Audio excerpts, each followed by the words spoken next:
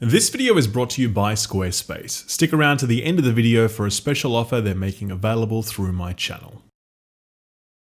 Assassin's Creed Valhalla. So, the gameplay leaked. A lot of people did not like it. I played it. I actually was invited out to Ubisoft HQ. I spent about 3.5 to 4 hours playing it there. I'm going to tell you I had a good time with it, okay? I had a good time with Assassin's Creed Valhalla, but it was the same sort of time that I had with Odyssey, and I also enjoyed that game. It was just too long and bloated and full of bullshit level gating and microtransactions and all that sort of shit, okay? But overall, that game itself, Odyssey, I thought was pretty good. A lot of people really hate it, they think it's boring, whatever. If you did not like Odyssey or Origins, you are almost certainly not going to like Valhalla, okay? This is not a game that is trying to convert people who have already made up their mind about that franchise and where it's arrived at now, the new form of Assassin's Creed. This is more of that, and it feels to me like about 85% of what I experienced was similar to, you know, what we saw before. Having said that, there was that 15% of stuff that was new, and I enjoyed pretty much all of it, you know? So let me take you through my impressions of Assassin's Creed Valhalla.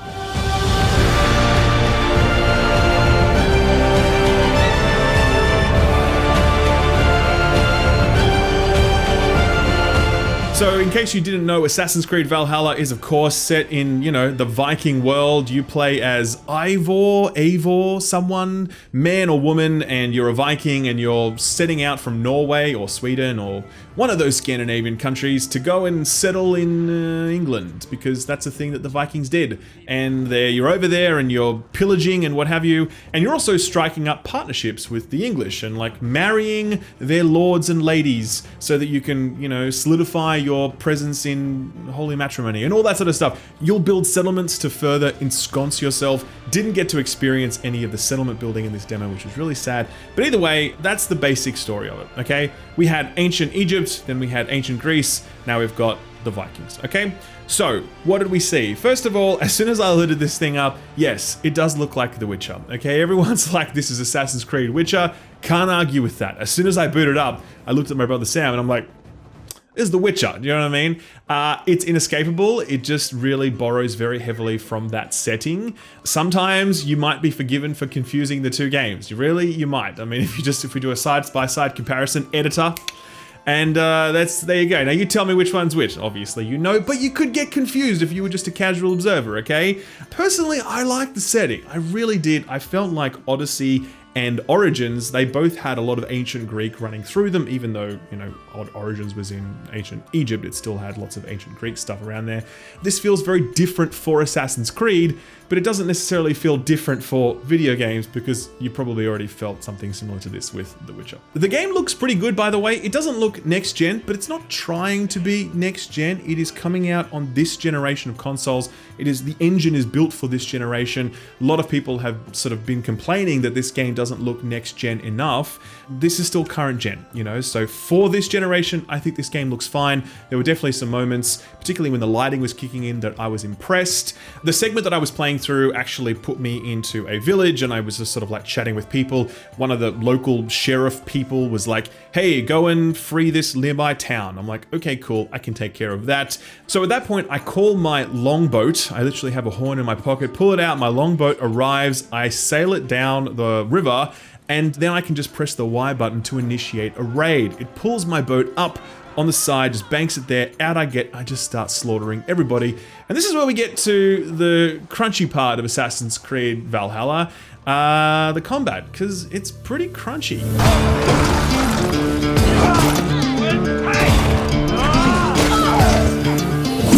So I think the first thing you'll notice is this game is a lot gorier than the last one, like a lot gorier. I like it, it's really cool. I particularly love the move where you pick up an opponent's shield after they drop it and smash it over their neck to decapitate them. I'm down for that. It just felt, you know, combat just felt cool to watch, okay? So I quite like the combat in this game. I had a good time with it. It's very animation-led though, and what that means is that hit registration and movement and the way that characters sort of like connect with each other is not good, you know what I mean? Like it has heaps of janky shit. Let me just watch this exchange here.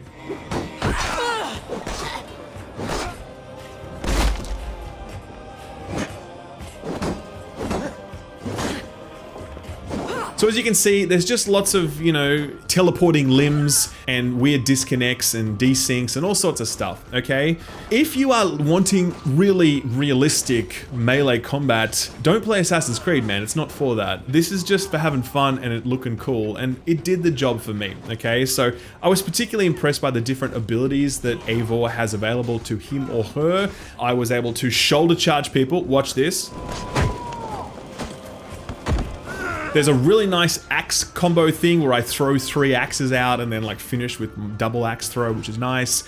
When enemies get knocked down, I can actually just walk over to them and curb stomp them and they die. As I said, the suite of abilities that's available to you while you're fighting are just really fun, you know what I mean? And I genuinely had a good time with it. It's imprecise, it's clunky, hit registration is bad, the enemies are really dumb, but I just had fun just being a Viking and messing stuff up, and so I couldn't complain too much. The big thing I think with this is the dual wielding, which is quite fun. So you basically can take out an axe in one hand and you start with a shield and you can block with that if you like, or parry. Parry's really easy to do. But if you go into your menu, switch things around, you can then take out a different weapon. So you can have a flail in one hand and an axe in another, and you are literally just swinging with both of these things, just messing people up. Had a good time with that. Again, really fun, no complaints there. Either way, in this segment, I had to make my way up this little hill thing, eventually get to the top, kill some people. For some reason, the enemies are really bouncy as well.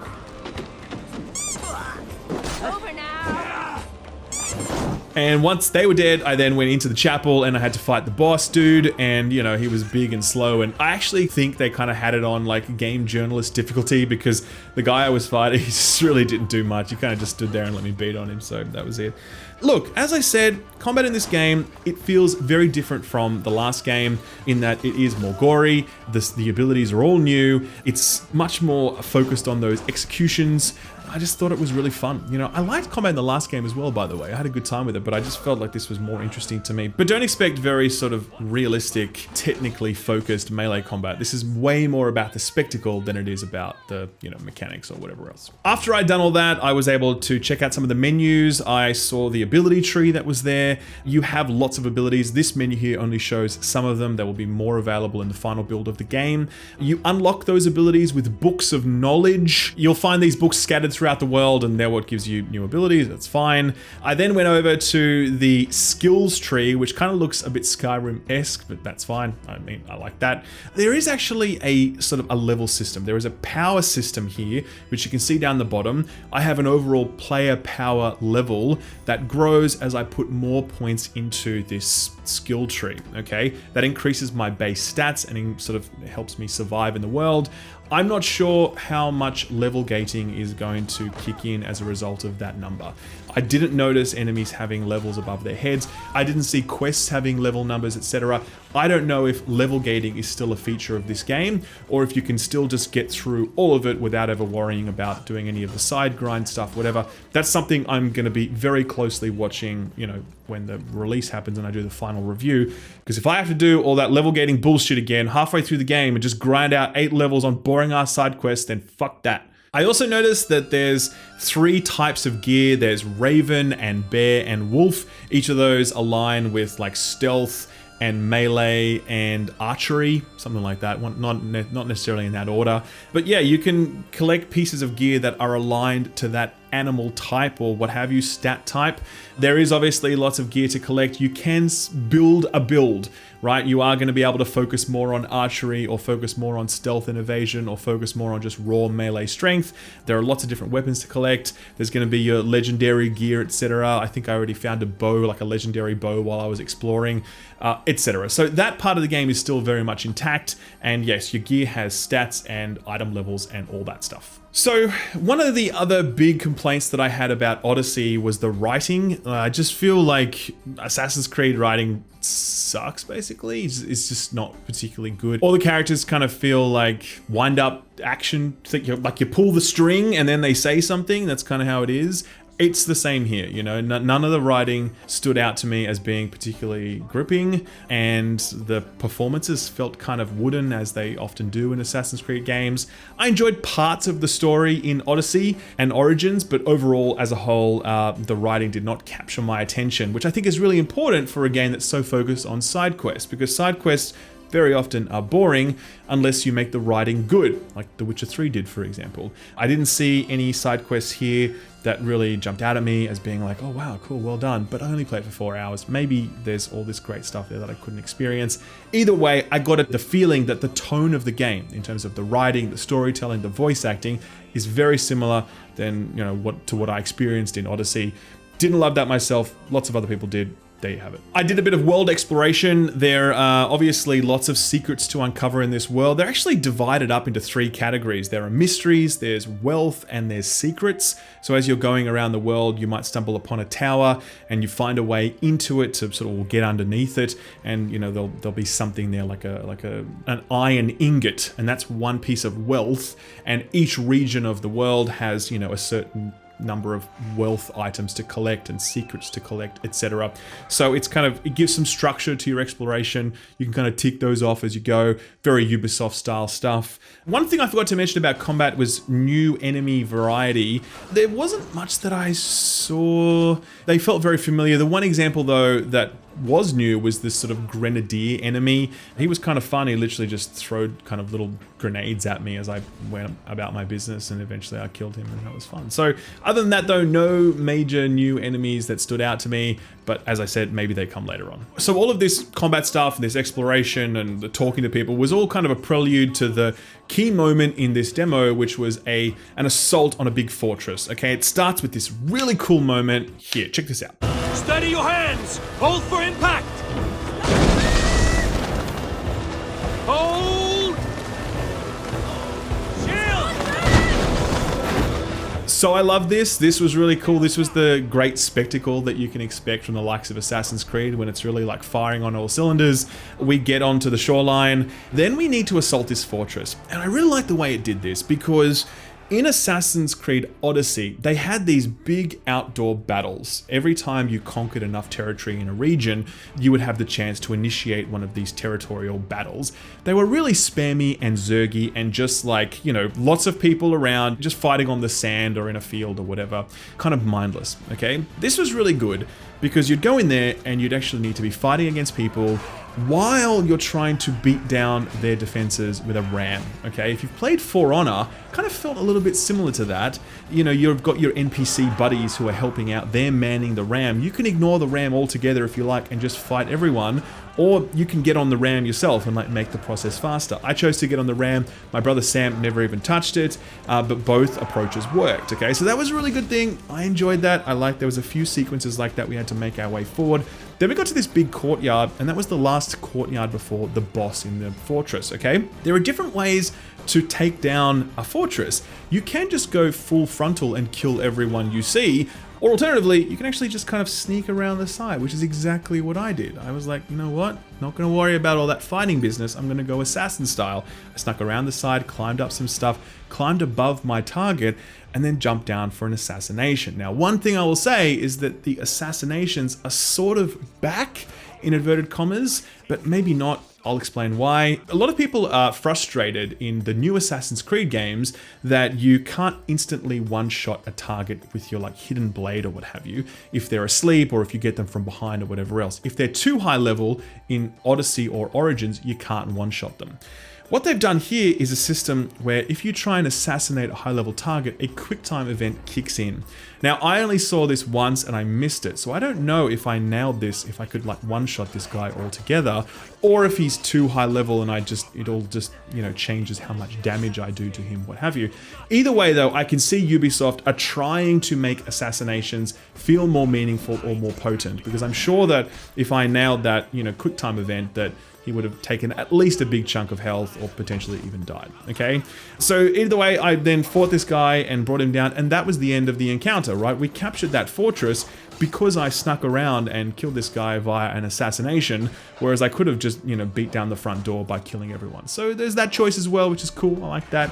After that, I went and played a Viking drinking game, which is pretty fun. And then after that, my demo crashed a few times. And to be clear, you know, it's a work in progress. I always give developers benefit of the doubt with this stuff. My Cyberpunk demo also crashed, by the way, so let's not dump too much on Ubisoft. Demos crash in pre-release. It happens all the time.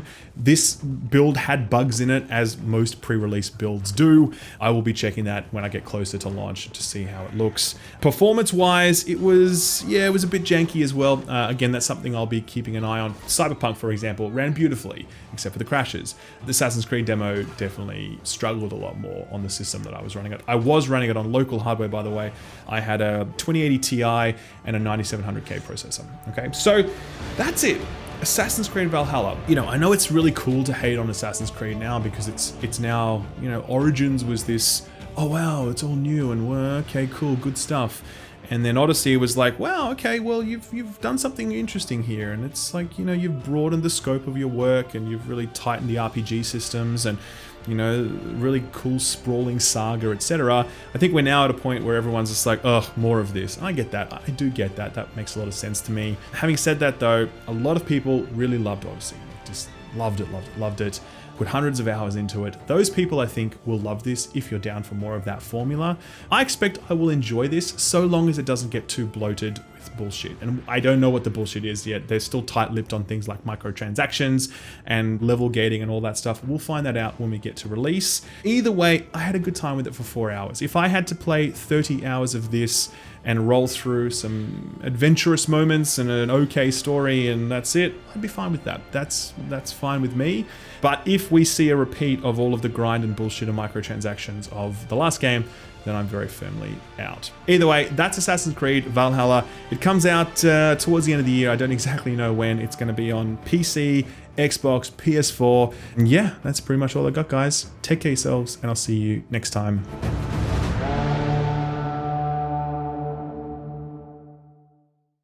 If you have a hobby, a business idea, or you just want to share things with the world, then a website is a must, and there's no easier way to make a website than through Squarespace. Squarespace offers tools so easy to use that in just minutes, you can create a professional looking website.